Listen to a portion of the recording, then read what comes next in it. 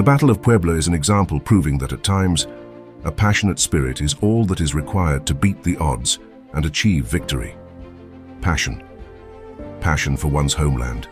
Passion for your brothers in arms, and passion to win the day.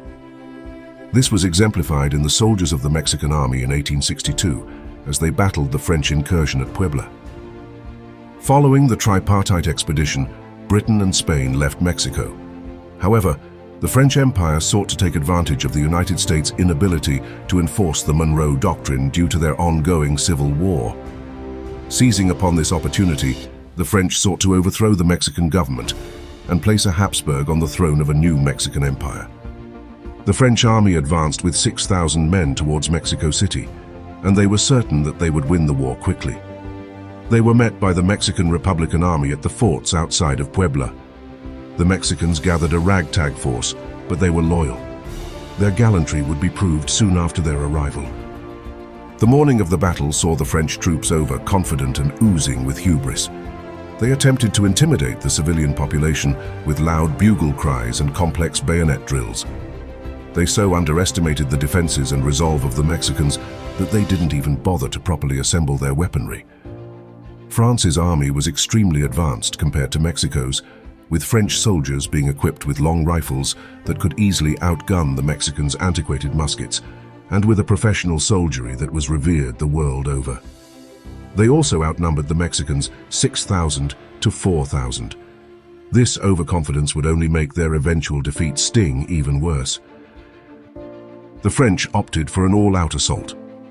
The French, with misplaced bravado, attacked the most difficult, fortified and heavily army point of the Mexican defenses. Seeing this, the Mexicans reinforced their forts with a contingent of troops held in reserve to outflank the French. The French literally marched right into the Mexican trap.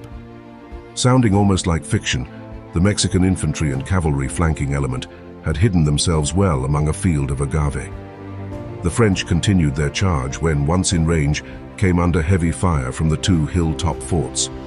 They were then assailed by the hidden Mexican infantry and cavalry. The French were chased off the hill. I hope those victorious soldiers got to one day taste the tequila that would be made by the agave plants grown on their field of honor. The French then continued multiple assaults of the hills to no avail.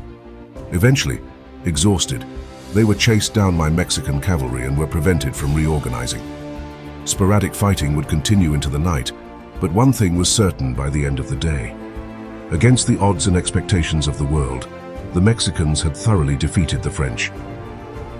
The Battle of Puebla was an inspirational event for Mexico during the war, and it proved a stunning revelation to the rest of the world, which had largely expected a rapid victory for French arms. This would not be the end of the French intervention, and many more years of battles would lie ahead. However, on that day, the day now famous as Cinco de Mayo, the Mexican army proved that devotion to duty and pride in one's country is all that is needed to beat the odds.